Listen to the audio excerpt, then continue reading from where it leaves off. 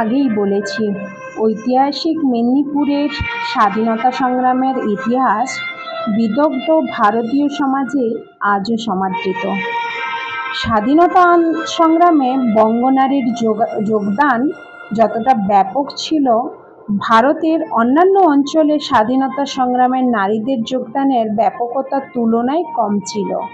যে নারীর নাম খুবই গুরুত্বপূর্ণ, তিনি হলেন মেদিনীপুরের কর্ণগড়ের রাজবংশের রানী শিরোমণি। ইংরেজ আগ্রাসনের বিরুদ্ধে তিনি উপজাতিদের সংগঠিত করে বিদ্রোহের পৃষ্ঠপোষকতায় যে বিদ্রোহের ইতিহাস তৈরি করেছিলেন তার নাম চুয়াড় বিদ্রোহ।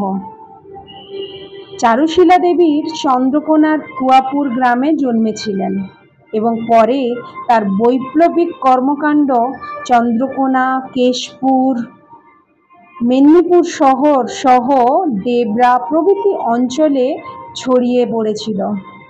সুতাহাটার চারুশীলা জানার 1932-এর লবণ আইন অমান্য আন্দোলনের বিশেষ ভূমিকা ছিল। মেদিনীপুরের স্বদেশী আন্দোলনের পরিচালনার জন্য অর্থ সংগ্রহের কার্যকরী ভূমিকা নিয়েছিলেন ওই অঞ্চলের ভূমিপুত্র কিছু জমিদার, যাদের দেশপ্রেম ও দানশীলতা সর্বজনবিদিত।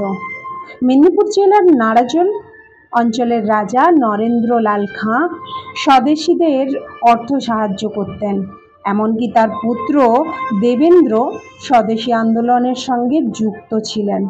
মেদিনীপুর শহরের উপকণ্ঠে গোপগড়ের যে ভবনটিতে বর্তমানে রাজা নরেন্দ্র নামাঙ্কিত মহিলা বিদ্যালয়ের পঠন পাঠন হয়, ওই ভবনটি একসময় স্বদেশীদের আখড়া ছিল।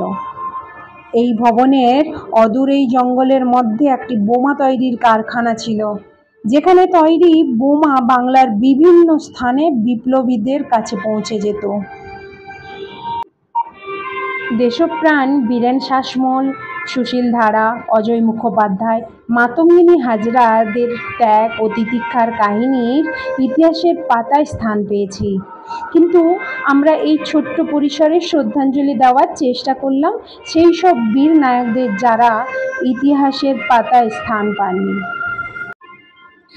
তা সত্ত্বেও বসন্ত সরকার, সুবোধবালা কুইতি, গণেশচন্দ্র দাস, ক্ষীরোদনারায়ণ ভূঁইয়া, বসন্ত দাস, অতুল বসু, কার্তিক মিত্র এবং যাদের কথা বিশদে বলা গেল না ও যাদের নাম উল্লেখ একেবারেই সম্ভব হলো না, তাদের জন্য আন্তরিকভাবে ক্ষমাপ্রার্থী।